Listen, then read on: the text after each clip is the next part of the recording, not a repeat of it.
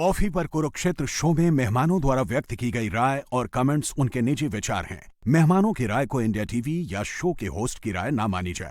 India TV का मकसद किसी भी व्यक्ति या वर्ग की भावना को ठेस पहुंचाना नहीं है।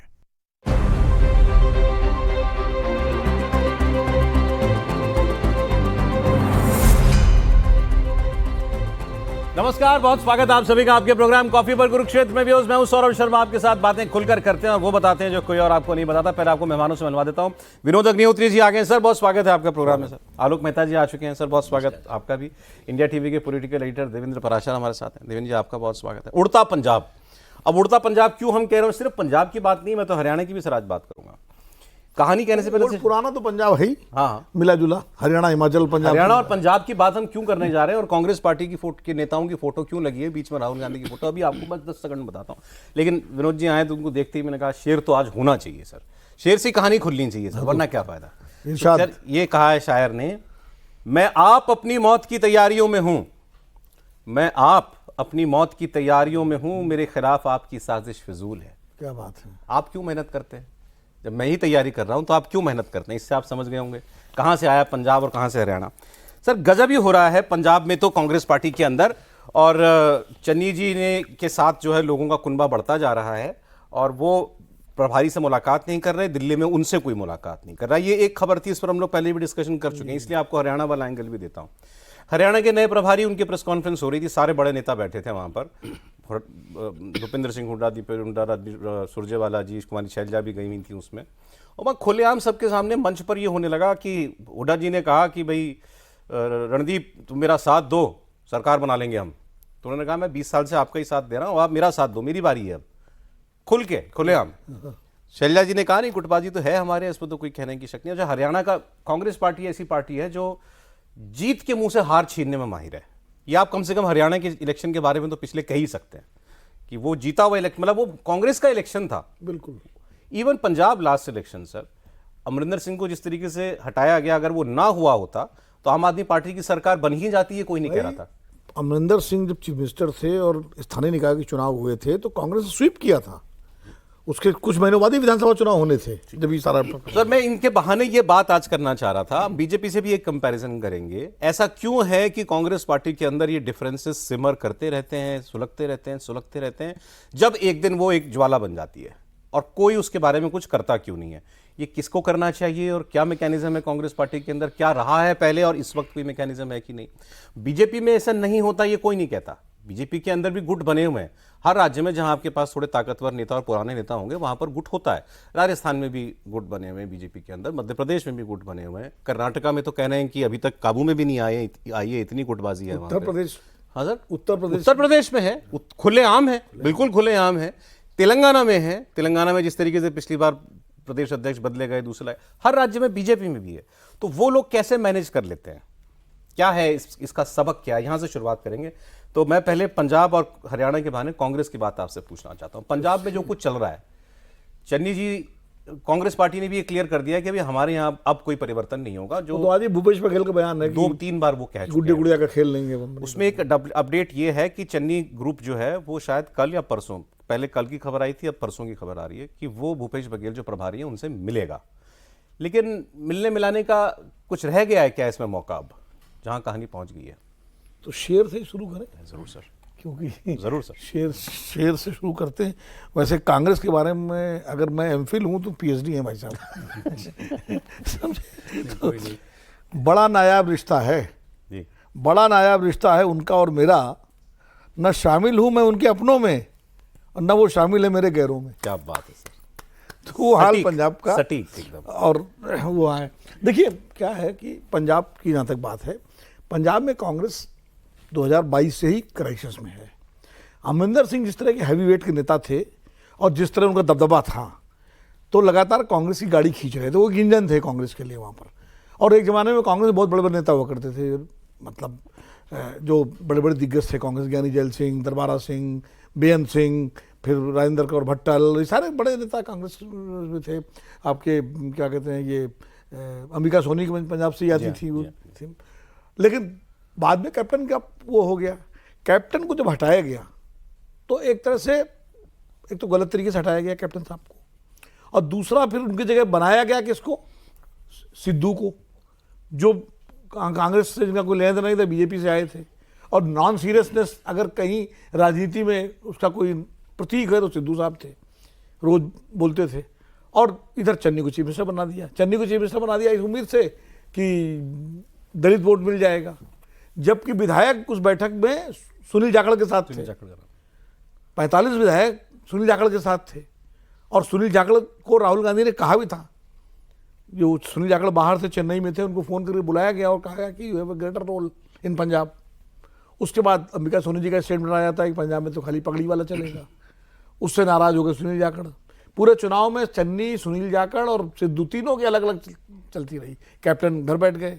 और कांग्रेस का जीता हुआ चुनाव, जो आपने हरियाणा का बोला, उसके पहले पंजाब में प्रयोग कांग्रेस कर चुकी थी कि जीता हुआ चुनाव कैसे हारा जाए, वो प्रयोग कर चुकी थी। वो प्रयोग उन्होंने पंजाब में किया। उसके बाद हरियाणा सामने है। कांग्रेस से कोई सबक नहीं सीखा। अब पिछले 5 साल से वहाँ आम आदमी पार्टी की सरकार है जी। भारतीय जनता पार्टी अभी कांग्रेस बंगाल में, पंजाब में उस तरह से जड़ें नहीं जमा पाई। अकाली जो है उनकी हालत अच्छी नहीं है। यानी कांग्रेस के लिए एक बहुत बेहतर चांस इस वक्त बन रहा था पंजाब में, और कांग्रेस की उम्मीद भी थी।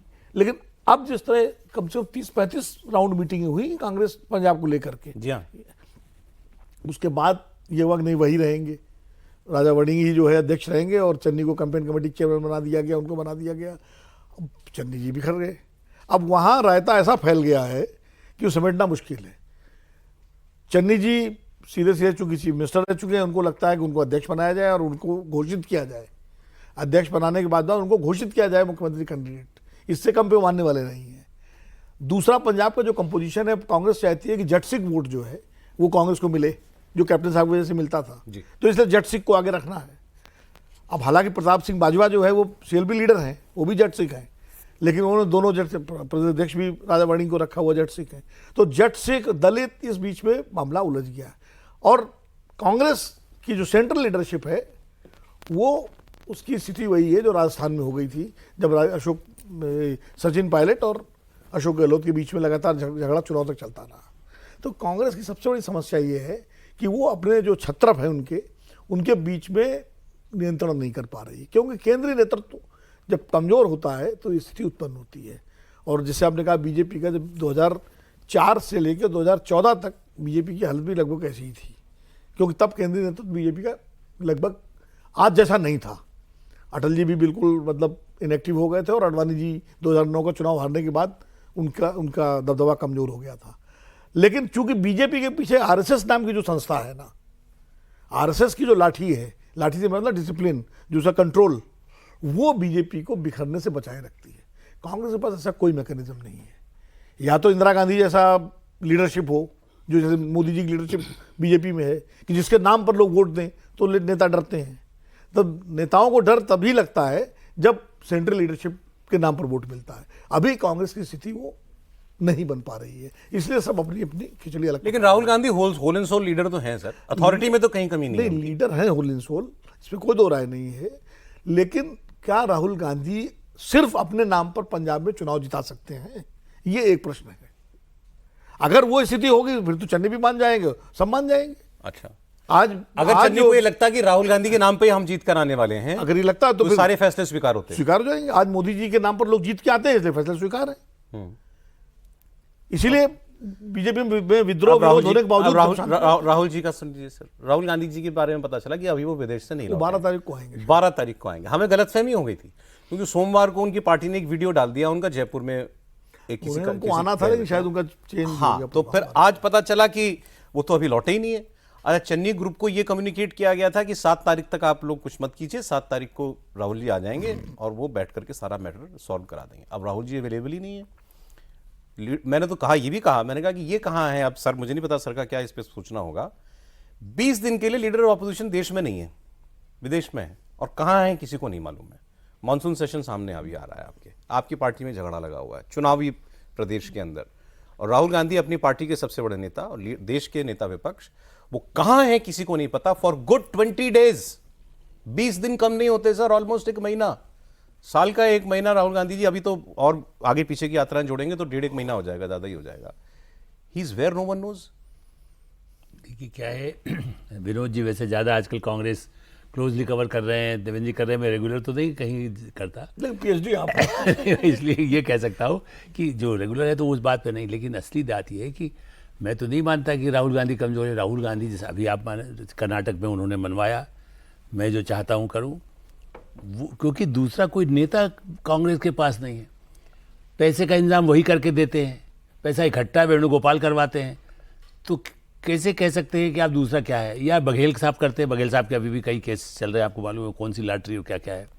तो ताकत पैसे की होती है, नेतृत्व तो वही चला सकता है जिसके पास धन शक्ति हो चुनाव में। कांग्रेस की थ्योरी है, आज से नहीं।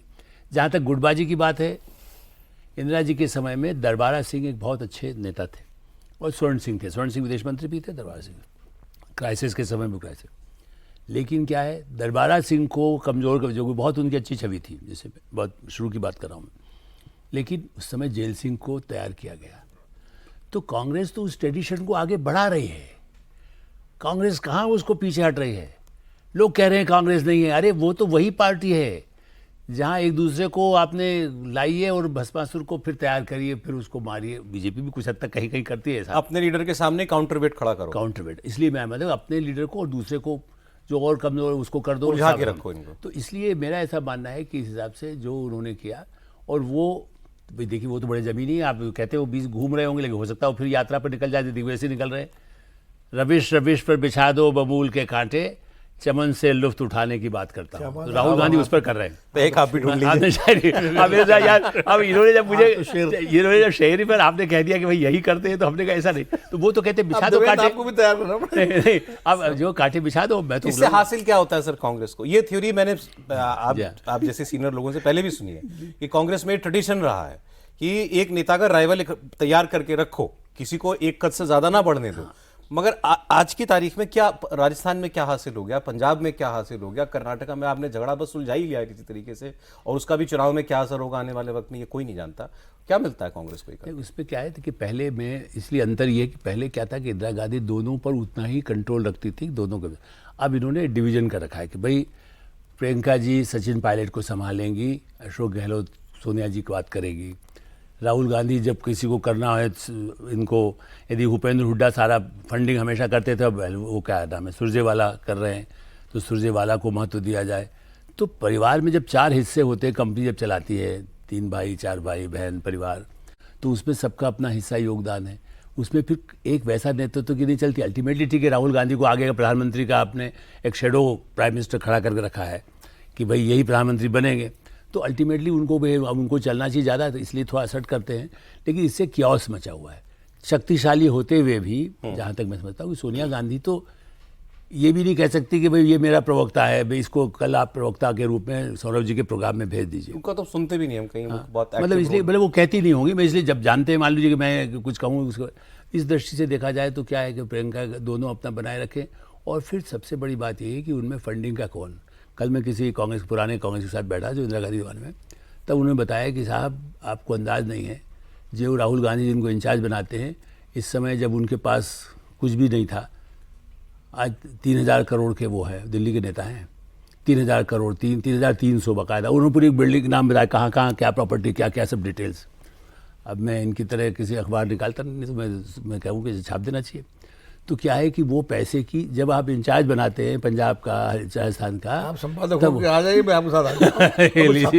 नहीं वैसे मैं बता रहा हूँ, मैं बिल्कुल एग्जैक्ट बता रहा हूँ। मैं भी समझना चाह रहा था, जो बुरा बहुत लोगों के वो करीब रहे, और इस तरह कांग्रेस से बने, ऐसा भी नहीं वो सीनियर बहुत नहीं बने, लेकिन वही सब जानते हैं ना जो बिजनेस के या पैसे के धंधा भी साथ में शामिल हो। आपने मतलब ये परिवार के अंदर अलग पैसे का फंडिंग का कौन इंतजाम करेगा। पंजाब चुनाव में इस समय में जो लड़ाई है उस बात पर भी रहेगी कि फंडिंग कौन खर्चा करेगा। पार्टी थोड़ा बहुत देती है, तो बाकी कैंडिडेट से भी वसूली होती है ना। ऑब्जर्वर यही काम करता है, इसीलिए पहले किसी को ऑब्जर्वर बनाया था पंजाब में, फिर ऑब्जर्वर बदल दिया गया। ये बता देंगे कौन नाम जो थे। आप देखा ग्रुपिज्म पहले भी कांग्रेस में था, लेकिन क्योंकि टॉप लीडरशिप यूनिफाइड कमांड थी तो वो सब हैंडल कर लेते थे, सब पे बराबर काबू रखते थे। आज परिवार में ही चूंकि खेमे बन गए, तो इसीलिए ये खेमे बना रखे ताकि सुविधा हो बातचीत करने। आप बता देंगे अभी आपको, मैं हरियाणा की भी बात करता हूँ। हरियाणा में आज भी वो सैनी साहब बड़े एक्टिव हुए हैं आजकल, हरियाणा के चीफ मिनिस्टर, पंजाब में बहुत एक्टिव हैं। तो पंजाब की पहले बात कर लेते हैं। हम लोग कई दिनों से लगातार डिस्कस कर रहे हैं पंजाब की पॉलिटिक्स को। इसमें कोई शक है कि कांग्रेस पार्टी बहुत, इस वक्त अगर कोई कहे कि भाई पोल पोजीशन पे कौन है पंजाब के अंदर, तो कांग्रेस पार्टी को ही लॉजिकली लोग देखते हैं कि हाँ भाई ये इस वक्त फ्रंट रनर दिखाई देते हैं। लेकिन इस सब के बाद निश्चित तौर पर उसमें चांसेस तो बहुत ज़्यादा डिम होंगे, और इन फाइटिंग ने पिछले चुनाव को उनका ख़राब किया था, और एक बार फिर से वैसी ही स्थिति नज़र आ रही है कि आप उसी काम को कर रहे हैं। जैसे राहुल गांधी के केस को देखें अगर, तो ऐसा समझ में आ रहा था कि उन्होंने अपनी जो एक छवि बना रखी है ना कि is man with golden heart, बहुत डेमोक्रेटिक हूँ, बहुत सलाह मशवरा करके पार्टी को चलाता हूँ, और उस लिहाज से 30-35 बैठकें आपने कर ली, जबकि पता था कि आपको क्या करना है। क्योंकि इन बैठकों का जो नतीजा था वो यही था कि आप तमाम सोर्सेज बात करें तो यही कहते हैं कि चन्नी के पक्ष में सबसे ज़्यादा था, ठीक। और लेकिन आपने चन्नी को बनाया नहीं। क्यों नहीं बनाया? क्योंकि उसके पीछे वजह ज़रूर थी, इसमें कोई दो राय नहीं कि उन लोगों के अपने जो सस्पिशन या जो लॉजिक रहे होंगे उसमें भी दम है, वो एकदम बेसिक पैर की चीज़ें नहीं है। जैसे पहली चीज़ तो ये है कि उनको ये लगता है कि एक तो ईडी का मामला इनके ऊपर है, ये केसेज हैं कॉम्प्रोमाइज्ड, और कभी भी कॉम्प्रोमाइज्ड भी हो सकते हैं, दूसरे दल से आए हुए हैं, मूल पार्टी के है नहीं है। दूसरी तरफ अगर राजा वडिंग की बात करें तो राहुल गांधी की टीम के एकदम सदस्य, NSUI अध्यक्ष, और उस तरह से वो चीज़ रही है, जट सिख हैं। और पिछले विधानसभा चुनाव को उठा के सौरभ अगर आप देखें तो मालवा रीजन में जब आम आदमी पार्टी ने भी उस रीजन में कांग्रेस पार्टी का सुपड़ा साफ कर दिया था, तब भी ये अपनी सीट बचाने में सफल रहे थे। वडिंग हाँ, और उसमें कितने 2-3-4 सीटें ही कांग्रेस पार्टी उसमें जीती होगी 69 में, पूरे मालवा रीजन में। 2012 में भी जब इनको चुनाव लड़ाया गया था तो कोई इनकी अपनी सीट कांग्रेस पार्टी का गढ़ कोई नहीं रहा था, वो अकाली दल की सीट थी, ट्रेडिशनल सीट, वहाँ से इन्होंने जीत हासिल की। तो वो एक ट्रैक रिकॉर्ड था। NSUI अध्यक्ष के तौर पे ठीक काम किया इन्होंने। और जब विधानसभा चुनाव में हार हुई, चन्नी विदेश चले जा रहे हैं, सिद्धू, हाँ 22 में पिछले विधानसभा चुनाव में, और उसके बाद सिद्धू अपना अलग, उस समय इन्होंने कमाल संभाले रखा। और बाद में 2024 के जो नतीजे आए, उन नतीजों में अगर आप देखें तो 14 अगर सीट लें, मतलब चंडीगढ़ को लेके, तो उसमें से 8 कांग्रेस पार्टी जीत रही है। तो जाहिर तो उनका क्रेडिट उनके इससे जाना था। और लुधियाना जैसे सीट पे उनको भेजा गया लास्ट टाइम पे, जब ये बिट्टू हटे, और बिट्टू को उन्होंने हराया उस सीट पे जाके।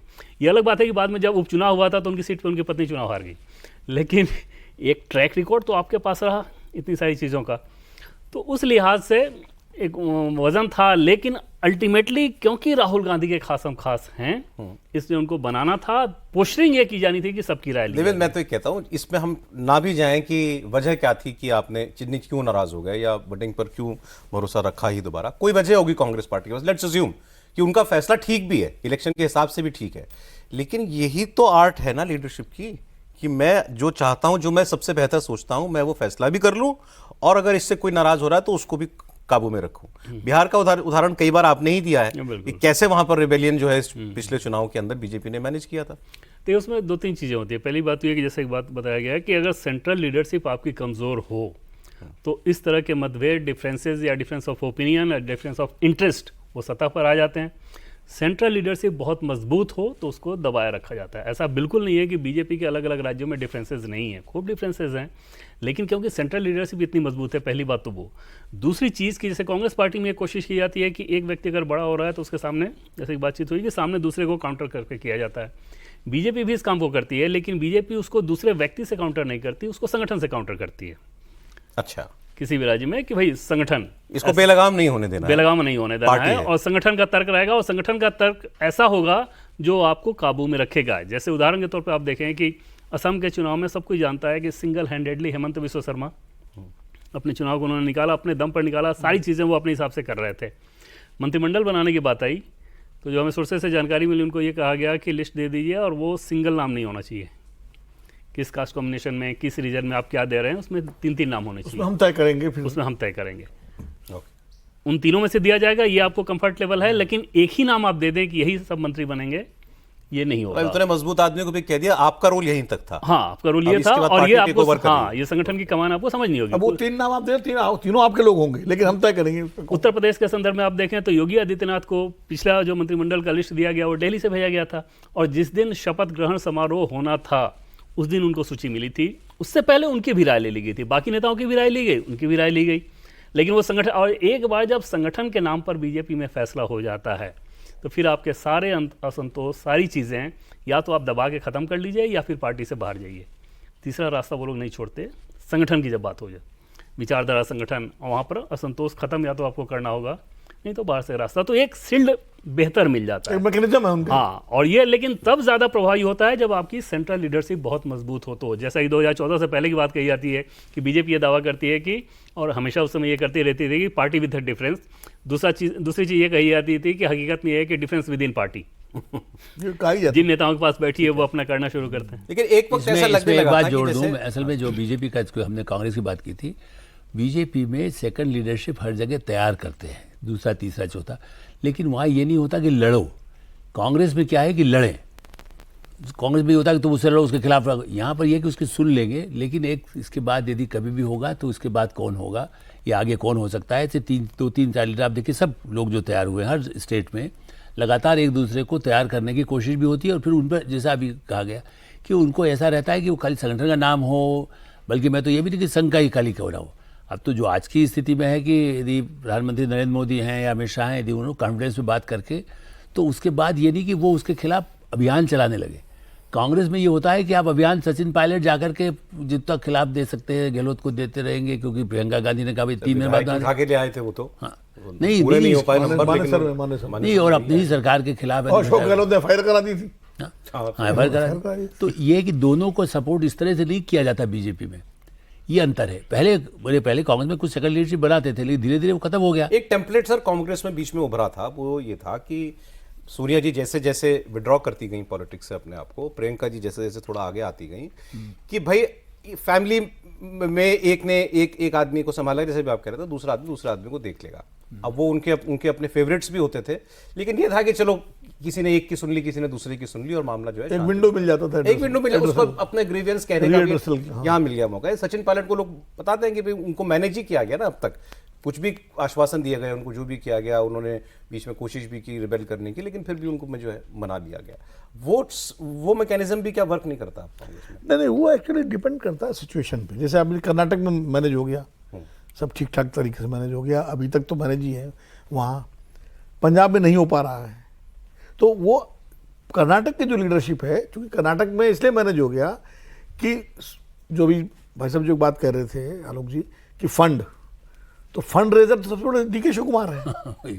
अब डीके शिव कुमार के सामने कौन खड़ा होगा? सिद्धारमैया खड़े हो सकते थे, सिद्धारमैया को समझा लिया गया तो वो मान गए। अब और डीके शिव कुमार ने कंट्रोल कर लिया। पंजाब में वो स्थिति भी नहीं। पंजाब में क्या है कि जैसे राजा वड़िंग का पूरा पॉलिटिकली वो मजबूत है, लेकिन चन्नी जो एक्स चीफ मिनिस्टर रहे हैं, तो चन्नी और दलित कार्ड है, तो चन्नी को लगता है कि मेरा क्लेम है, और वड़िंग को लगता है कि भाई मैं जब लगातार क्राइसिस में मैंने पार्टी को लीड किया है, लोकसभा चुनाव से लेकर सब जगह, तो मैं हूँगा।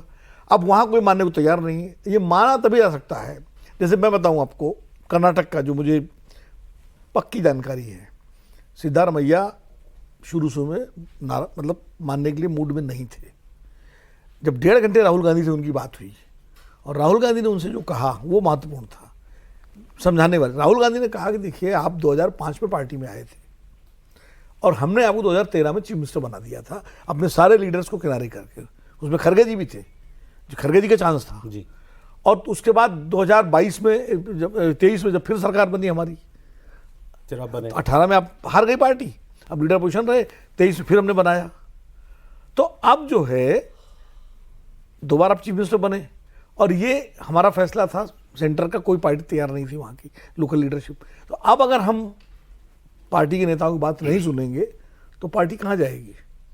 तो इसलिए अब आपको ग्रेसफुली, और बाकी रही बात आपके लिए, तो अगर पार्टी आगे बढ़ेगी हम फिर आपको बेटे को भी accommodate मतलब किया वो, और सिद्धारमैया उसको मान गए। यही चीज लास्ट में राजस्थान में हुई थी, सचिन पायलट और अशोक गहलोत को बैठा करके, मल्लिकार्जुन खड़गे ने किया था। अच्छा।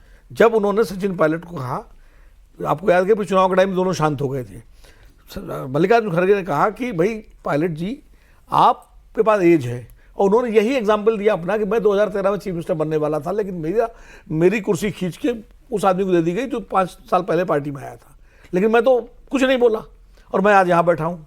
तो आपके पास एज है, आपके पास बहुत कुछ समय है, इसलिए आप थोड़ा सा अपने को कंट्रोल करिए। लेकिन मैं कह रहा हूँ ये चीज़ें पहले होनी चाहिए, इतना आप लेट कर देते हैं, तब तक रायता बिखर चुका होता है। हरियाणा में क्या स्थिति है सर पार्टी की? देखिए मतलब Bhupendra Hooda for the longest time Congress party के सबसे बड़े नेता है वहाँ पे। भाई मास लीडर तो आज की तारीख में अभी भी भूपेंद्र हुड्डा ही है। आप पसंद करें या ना पसंद करें, चाहे कुछ भी कहें, आज भी अगर हरियाणा में कोई व्यक्ति कांग्रेस के अंदर मास लीडर के रूप में माना जाएगा तो भूपेंद्र हुड्डा ही माने जाएंगे। तो वहां सेकंड लाइन की कोई सुरजेवाला जी पिछले चुनाव में सिर्फ अपने बेटे के कॉन्स्टिट्यूंसी में ही घिर के रह गए थे। और अपना शैलजा जी की साथ दूसरी स्थिति है कि शैलजा जी के ने जिस तरह बयान दिए थे उस चुनाव के दौरान बीच में, जो कोई जिम्मेदार नेता नहीं ले सकता। पार्टी आप चुनाव जीत जाते उसके बाद आप जो भी करते, तो उन्होंने भी एक तरह से लीडरशिप का ट्रस्ट खोया है।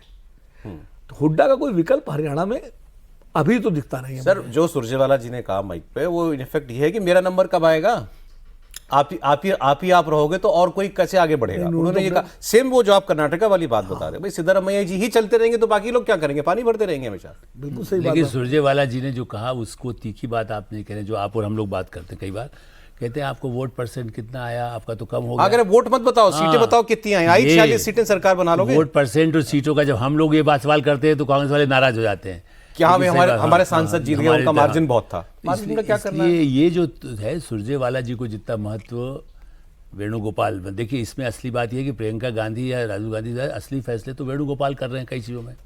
वेणुगोपाल पास इस समय जो पावर है, नरसिंह राव भी जनरल सेक्रेटरी थे, शंकर दयाल शर्मा भी जनरल सेक्रेटरी थे, लेकिन कभी भी उनके पास भी इतना पावर नहीं था जो वेणुगोपाल के पास है। अहमद पटेल के पास तो पावर नहीं था जो वेणुगोपाल के पास है। अहमद पटेल से भी तुलना की जा सकती है सर। उनसे ज़्यादा अहमद पटेल के जिंदा रहते हुए मैं आपको बताता हूँ कई इंसिडेंट्स। वो आप जैसे कि उस वक्त सोनिया जी काफी खुद एक्टिव थी ना नहीं, बहुत। बाद के सालों में जो राहुल गांधी पावरफुल हो गए थे अमर बदल के देश से पहले, तो ऐसी स्थिति आ गई थी कि वेणुगोपाल और जो भी राहुल गांधी के साथ हैं उन लोगों की ज़्यादा थी, अहमद पटेल की भी नहीं सुनी जाती थी। एक टाइम आ गया था। लास्ट हाँ मणिशंकर अय्यर के साथ जो व्यवहार किया गया, आज भी कई नेताओं के साथ जो व्यवहार है वेणुगोपाल का, वो कांग्रेस के इतिहास में मैं कम से कम इतने सालों से मैं भी देख रहा हूँ, किसी भी सेंट्रल लीडरशिप में हायर लेवल पर जो वोटा होता है वो लोगों को साथ में लेने की कोशिश करता है। दूसरा पॉइंट है, अभी जो इन्होंने कहा कि वो दलित है, वो सिख जट है, कांग्रेस अभी भी जाति में फंसी है। आप ही बताइए, हरियाणा में मोदी जी ने नान जिसको कह सकते हैं जाट को चीफ मिनिस्टर बना के दिखाया ना, और चलाया और दूसरी चुनाव भी जितवाया। सर है तो वो भी जाति की पॉलिटिक्स, वो रिवर्स आप कह सकते जो हैं, भी कहिए, रिवर्स भी लेकिन तोड़ा है। मेरा मानना है कि आप यदि जो एक पुराने मानदंड हैं, हाँ, आप कॉम्बिनेशन तो जोड़ेंगे ही ना। भाई देखिए, इस समुदाय में यदि मेरे 50 लोग काम परंपरा करते हैं, तोड़ी है उन्होंने, परंपरा तोड़ी है। ये मेरा मानना है। कांग्रेस कभी कहती है हम जाति को नहीं मानते, कांग्रेस अभी ज्यादा भाई दलित वोट में से खड़गे जी से कोई वोट मिलेगा। अब शाहदरा में भी वोट दिला दे दलित बस्ती का, तो मैं गारंटी लेता हूँ आपको। एक कारपोरेशन का इलेक्शन यदि खड़गे जी खड़ा कर दीजिए, वो कारपोरेशन का इलेक्शन जिता सकते हैं क्या उत्तर भारत में कहीं पर? अपने इलाके में ठीक है, जो होगा होगा। मैं दलित के नाम पे मायावती जी का पूरा मैं कई बार चर्चा कर चुका, मायावती जी भी होगी, तो आज उनका कहाँ उतना रहा? दलित नाम पे मिलता है क्या वोट?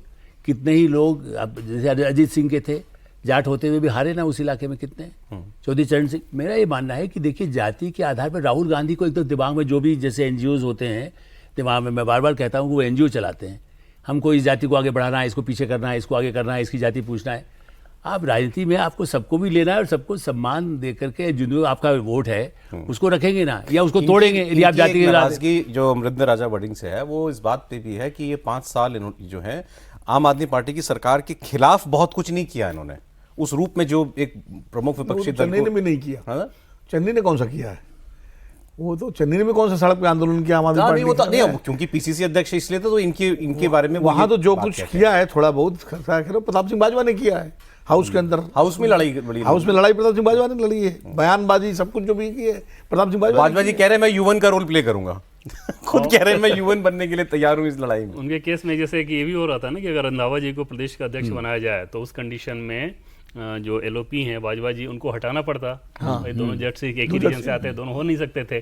तो बिना बात की उनकी बली, और वैसा नेता जो कि हालांकि बाजवा जी के हिसाब से भी अगर बात करें तो प्रदेश स्तर को उस रूप में नेता नहीं है, लेकिन उन्होंने लगातार अपना संघर्ष किया था, तो बिना कारण उनको हटाया नहीं जा सकता था। तो रंधावा जी का केस वैसे ही असफल हो गया। चन्नी जी वाले मामले में जैसा कि हाँ तो यही करें ना कि दोनों को करके नहीं सकता, इनके साथ तो रंधावा के साथ तो रीजन एक ही है ना, एक ही रीजन के दोनों को कैसे आप कर सकते थे? चन्नी के साथ ये था कि क्योंकि चन्नी की पॉपुलैरिटी अभी अच्छी है, जैसे पिछली बार वो हारे थे, अब विधानसभा चुनाव भी हारे, लेकिन उसमें ज़्यादा वजह ये बताई गई थी कि एक तो कांग्रेस पार्टी की इन फाइटिंग, और दूसरा उनके केस में कि वो थोड़ा ड्रामे वाली पॉलिटिक्स जो शुरू कर दिए थे ना, अरविंद केजरीवाल टाइप। हाँ, तो उसको बहुत पसंद नहीं किया गया था। बड़ा वो उसमें ही मानते हैं, बड़ा ज्योतिषी में भी काफी मानते ज्योतिषियों को नहीं, दूसरा एक समय भी नहीं मिला था चन्नी को, एक बात मानना पड़ेगा ना, इतनी जल्दी आप चीफ मिनिस्टर बदल करके। कुछ महीने पहले ही तो इलेक्शन से अन्यथा कुछ महीने अभी पहले बात बोले थे। कीजिए तो ज्यादातर लोग ये कहेंगे चन्नी के मामले में। और एक चीज और सौरभ, इसको चन्नी के पीछे समझिए। वोट है? हाँ, इसमें कोई दे रहा नहीं कि मतलब अगर राजा वडिंग की तुलना आप करें तो इंडिविजुअल लीडर के तौर पे ये ज्यादा पॉपुलर अब तो समझ में आ रहा है। एक चीज उसमें और जो लड़ाई है ना सौरभ, ये सिर्फ दो इंडिविजुअल की नहीं है। जैसे राजा वडिंग आने के बाद इन्होंने पूरे संगठन में नए लोगों को कमान दी है। जैसे वहां पर विधानसभा में, हर विधानसभा में एक इंचार्ज होता है कांग्रेस पार्टी का, हल्का इंचार्ज। हल्का हल्का इंचार्ज, हल्का मतलब लाइट नहीं, हल्का नहीं मतलब हल्का क्षेत्र। इलाके को कहते हाँ, हैं विधानसभा क्षेत्र। को, हल्का। अब ये इन्होंने सब पुराने को हटा के नए अपने लोगों को रख रखा है। अब जाहिर तौर पे टिकट में सेइंग ज्यादा इन लोगों का होगा। फिर अगर विधायक ज्यादा अगर आपके चुन के आ गए तो फिर मुख्यमंत्री कौन होगा? असली लड़ाई समझा जा वही सकता है था। ना। असली लड़ाई उस चीज की है। और उस लिहाज से पुराने सारे उधर यूनाइटेड हो गए हैं चन्नी की तरफ। और ये लड़ाई तो सौरभ अगर अभी सेटल्ड भी हो जाए, जैसे राहुल गांधी के आने के बाद ही सेटल होने की संभावना रहेगी, अगर सेटल्ड भी हो जाए तो ये तो लड़ाई की शुरुआत है। असली लड़ाई तो आपको नजर आएगी जब टिकट डिस्ट्रीब्यूशन होगा तब। तब और उसके बाद अगर कहीं जीतने की सरकार बन गई, मतलब जीत गए, बहुमत आ गया, तो फिर लड़ाई होगी कि कौन सी मिनिस्टर बनेगा। वो भी इतना आसान नहीं होगा बनना। ये बीजारोपण कांग्रेस पार्टी ने ऐसा कर लिया है कि ये तो अभी जस्ट बीजारोपण है, आगे आने वाले दिनों में इसके बहुत सारे तीखे फल खाने को मिलेंगे। पूरे कैंपेन के दरमियान आप सोचें ना कि अगर चन्नी कैंपेन के दरमियान अपनी निराशा दिखाना शुरू करेंगे ही। तो वो जिताएं ना जिताएं, हराने के और लिहाज से फिर तो एक काफी चीज- सिद्धू तो गायब ही हो गए, पता जो नहीं भी डिस्कंटेंट ग्रुप होगा, चाहे चन्नी हो, चाहे रंधावा हो, चाहे कोई भी हो, तो क्या बीजेपी देखती रहेगी? कहीं ना कहीं तो वो भी अपने लिए अपॉर्चुनिटी देखेगी ना इस लड़ाई में। भाई बीजेपी की पूरी कोशिश है पंजाब में। सर, 2000 कल तक तो लोग तय मान रहे थे कि चन्नी जा रहे हैं। हाँ, बीजा तो बीजेपी के साथ या अलग अलग पार्टी जो में? मान लीजिए, हाँ। आज थोड़ा सा कुछ दिख रहा है कि कुछ गुंजाइश है कि जब इन्होंने कहा कि हम भूपेश बघेल से मिलेंगे। जैसे एक चीज इसमें सौरभ समझिए कि कैप्टन अमरिंदर का हश्र चन्नी देख चुके हैं। जब वो कुछ नहीं कर पाए तो अब इतने कम समय में आप क्या करोगे? तो वो उनके दिमाग में वो बात होगी। दूसरा, अगर कांग्रेस पार्टी को डैमेज करना है और डैमेज किसी को कराना है, किसी इन द सेंस की बीजेपी को अगर कराना है, तो वो चन्नी कांग्रेस पार्टी में रहकर बिल्कुल वो ज्यादा डैमेज कर सकते हैं बनिस्बत इस पे फिर कि कोई कोशिश ये भी हो सकती है कि चन्नी कांग्रेस के दूसरे शिंदे बन जाए चुनाव के बाद।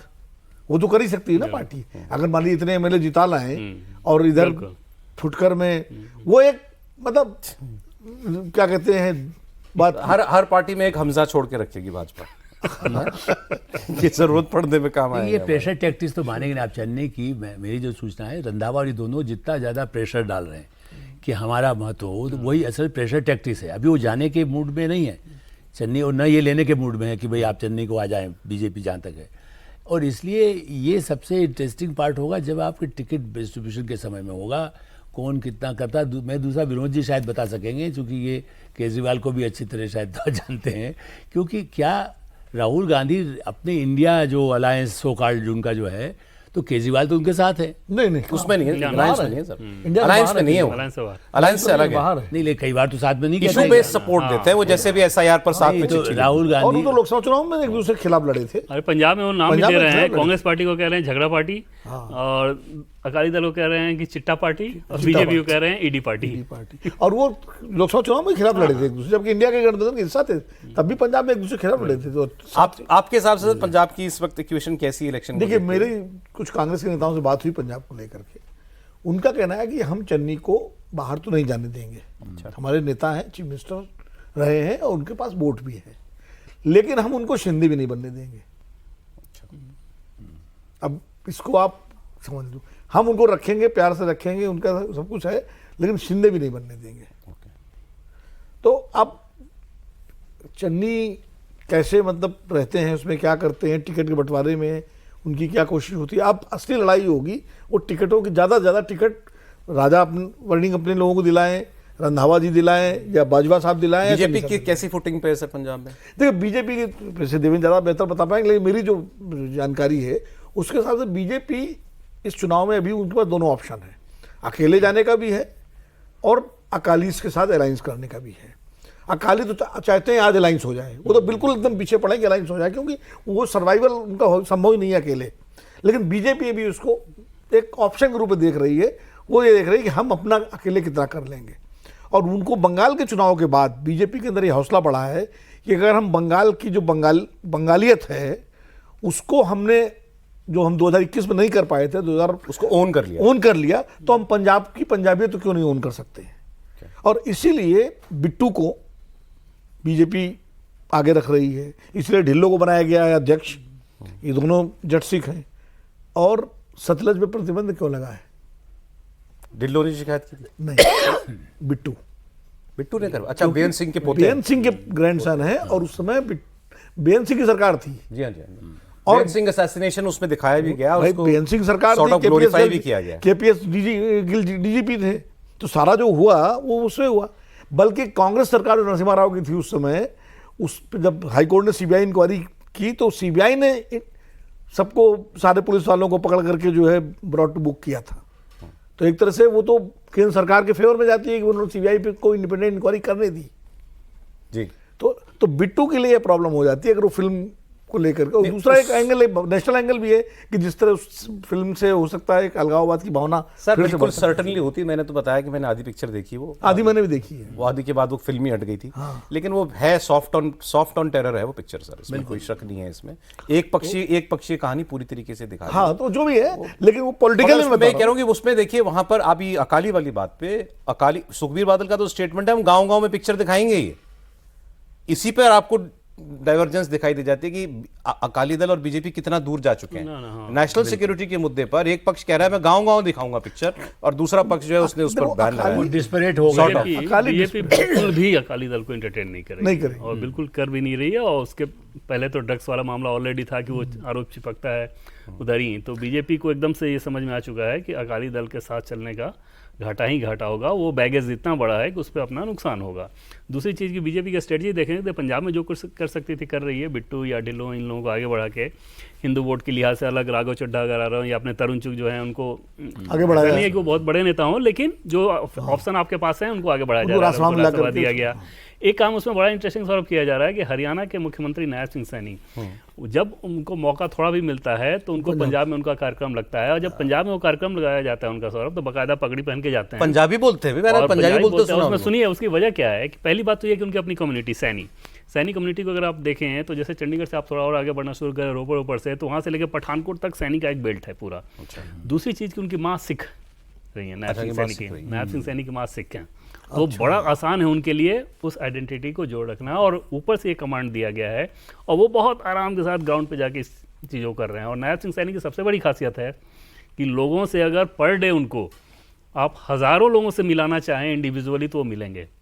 वो रात में 2 बजे तक भी उनके दरवाजे पे अगर लोग हैं तो जमीनी नेता वाला उनके वो सारा मुख्यमंत्री का काम करने के बाद बिल्कुल उलट है। हाँ, घर पे जब आते हैं और पता चला कि सीएम हाउस के बाहर अगर 200-300 लोग अगर अपने आ गए हैं तो सबसे बुला असर हो रहा है पंजाब में उनका, वो ग्राउंड पे उस काम को किया जा रहा है। तो बीजेपी जैसे बंगाल के चुनाव को अगर आप देखें तो 6-7 महीने पहले जब बंगाल के चुनाव के बारे में कोई कहे कि ग्राउंड पे इस तरह का काम हो रहा है तो कोई मानेगा। मुझे याद है कि पार्लियामेंट में एक जर्नलिस्ट शर्त लगा रहे थे कि बीजेपी पिछले विधानसभा चुनाव मतलब 21 वाले उसमें जो सीटें लाई थी 73, उससे ज़्यादा नहीं आएगा, उससे कम ही आएगा। और मैं हैरान हो रहा था कि क्योंकि आप ग्राउंड पर नहीं समझ पा रहे, फिर उसके बाद देख नहीं रहे हो, तो बीजेपी बहुत स्ट्रेटेजिकली काम करती है। पंजाब के चुनाव को कम से कम बीजेपी बहुत सीरियसली लड़ रही है, उसमें कोई भ्रम नहीं होना चाहिए कि उस चुनाव को बीजेपी हल्के में नहीं ले रही। और भाई के अलावा सबसे ज़्यादा ड्रग्स आपने ध्यान दिया हो, अमित शाह जी ने जो डिक्लेयर किया है, इससे अकाली भी उसका काउंटर उनके पास नहीं है। जितने बड़े पैमाने पर ड्रग्स को लेकर अभियान चलाएंगे वो उसको प्रचार में भी लाएंगे। बीजेपी तो ये कहेगी आपने सबको मौका देके देख लिया, ये नहीं कर पाए। नशा मुक्त हम करने के लिए और हमारा संकल्प है कि हम करेंगे। उसका असर बहुत, चूंकि परिवार जैसा आप देखें बिहार में नहीं था, नीतीश कुमार अच्छे हैं जो भी कहा जाए, वहाँ नशाबंदी करने की बहुत बड़ी बात थी। उसको लोग समझते थे कि इसे तो अब हारेंगे चाहे जो हो। उसके बाद भी इसी तरह से यहाँ पर पंजाब में उससे बड़ा इशू है ड्रग्स को लेकर के। बीजेपी के लिए सबसे बड़ा पॉइंट यदि सोशल यदि कहेंगे, जाति और सब समर्थन के अलावा, मुझे लगता है उसका भी असर होगा। अच्छी सर, तो ये आज पंजाब और हरियाणा के बारे इनर पार्टी डायनेमिक्स बीजेपी इस कोशिश में है जो सीरियसली पंजाब को चुनाव लड़ेगी, सरकार नहीं भी बने लेकिन वो इस हैसियत पे आ जाए कि 2032 में उसकी सरकार बने। अच्छा, अगली बार की नींव इस बार मतलब, हाँ ठीक। लेट्स सी सर, आज समय इतना ही था सर, बहुत शुक्रिया। निरोज जी आपका, आलोक जी बहुत धन्यवाद आपका, देवेंद्र शुक्रिया आपका।